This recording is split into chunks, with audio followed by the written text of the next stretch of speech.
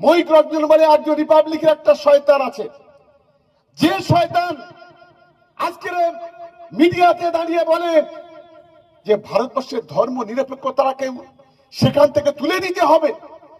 ভারতবর্ষের সংবিধান যারা অবমাননা করে তারা হলো সন্ত্রাসবাদী ছাড়া অন্য কিছু হতে পারে না বলে আমি অন্তত মনে করি। আমরা ধিক্কার জানাই এই ধরনের কথা বলার।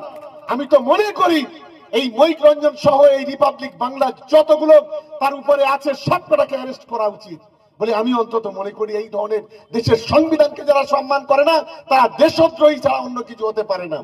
একেই একদম ঘাড় ধাক্কা দিয়ে দেশ থেকে বের করে দেওয়া উচিত, কারণ ভারতবর্ষের সংবিধানকে যারা অবমাননা করে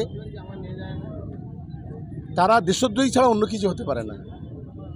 আমি মনে করি একে অবিলম্বে গ্রেপ্তার করা এবং তার দৃষ্টান্তমূলক শাস্তির ব্যবস্থা করা। এর ভারতবর্ষের একজন নাগরিক হিসেবে থাকার কোনো অধিকার নেই, এটা আমি নিশ্চিতভাবে মনে করি।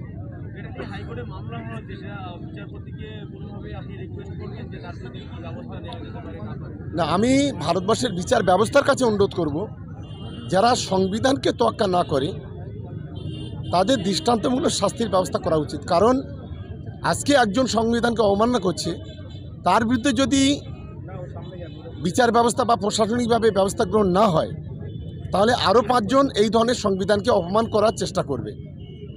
ফলে যারা সংবিধানকে অপমান করে তারা দেশদ্রোহী ছাড়া অন্য কেউ হতে পারে না।